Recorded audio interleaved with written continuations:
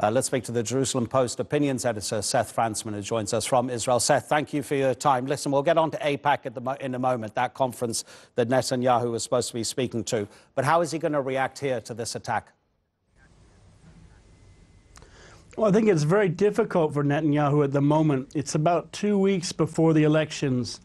And in the last 6 months, Netanyahu has worked very hard to avoid an escalation in Gaza. This is despite the fact that there was rocket fire allegedly against Tel Aviv about 10 days ago.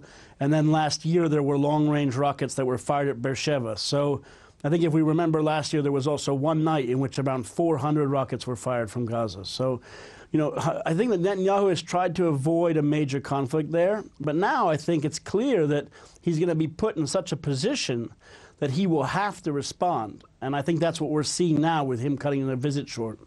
And will his supporters expect him to respond with some sort of show of strength? There seems to be, within the Netanyahu camp and the man himself, a growing sense of nationalism as he becomes closer and closer to becoming the longest-serving prime minister for many, many decades. Is that all fueling this conflict with Palestinians and the peace process and how it all fits together?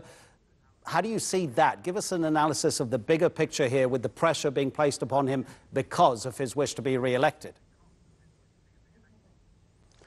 I think we have to understand that Netanyahu is a very complex politician. He's actually very pragmatic and more conservative than he's given credit for. And what I mean by that is that if we look back over his decade-long tenure in office, he was involved in the 2012 and 2014 conflicts with Gaza. But since then, there hasn't been a conflict with Gaza. So I think that we see that Netanyahu has not only attempted to kind of, I think, prevent a conflagration there, but he's also involved in his own worldview that he wants to confront Iran, and he keeps talking about that the real threat is in Syria, the real threat is Iran. So the kind of nature, if you listen to what's going on in Israeli politics, is I think that Netanyahu's, let's say, colleagues on the right, in his own party and to the farther right, want him to do something strong with Gaza.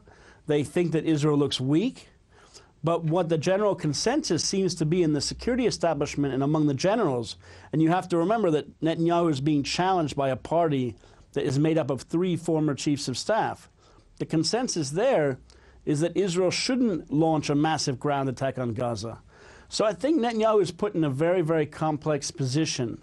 And his natural tendency will be that he doesn't want a large ground invasion of Gaza.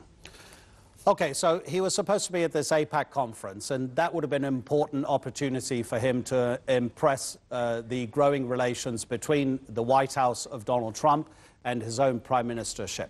And then there was Mike Pompeo, who recently said in an interview that possibly Donald Trump has been sent to the White House to actually protect Israel. There is this growing relationship, certainly since the Obama years. Many ordinary Arabs seem to have given up hope that the White House can become some sort of independent arbiter of the peace process. We're expecting very shortly for official American policy to change and for the occupied Golan Heights to be recognized by Washington as Israeli territory. How is all of this affecting Benjamin Netanyahu's governance of Israel in terms of its relationship with the Palestinians? Well, I think there's a feeling in Netanyahu's circles, and to some extent in Israel-U.S. relations, that the U.S. is becoming increasingly polarized when it comes to Israel. And what that means is there's a little bit less consensus. And that's why, for instance, under the Obama administration, you know, there was a feeling, at least in Israel, that there's more pressure. And Netanyahu decided during the Obama administration to basically slow play that out because he hoped that the next administration would be more friendly. The Trump administration is obviously the most friendly administration perhaps ever in history in terms of Israel. So I think Netanyahu has to wonder is, okay, yeah, but does Trump now stay in office, or in 2 years does the Trump administration leave? And I think that there's a lot of debate in Israel about whether or not the embrace of Netanyahu and Trump, the warm embrace, can sometimes alienate Democrats, and that therefore they will want to kind of take revenge on Israel policy or on AIPAC after the next election. So it's a very, you know, I think it's a kind of thin line. And I think Netanyahu is criticized often for kind of not understanding or not dealing sufficiently with that kind of diaspora U.S. political line, and sometimes alienating Democrats who used to be more pro-Israel. Seth, really appreciate your time. Thank you very much indeed. That's Seth Frantzman from the Jerusalem Post.